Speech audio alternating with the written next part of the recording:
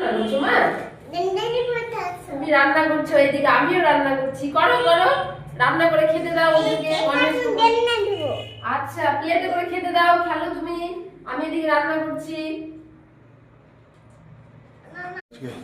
এই যে রুই মাছ চলে এসছে, রুই মাছ। আর এদিকে এই যে শিঙি মাছ, রুই আর শিঙি।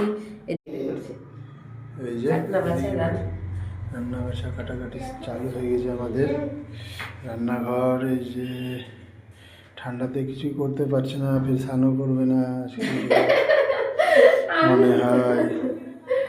মাছ মাছ আজকে মাছের কষা হবে, শিঙি মাছের কষা হবে, ঝোল হবে শিঙি মাছের। আর রুই মাছের কষা আর ফুলকপি বড়া আর চাটনি করবো।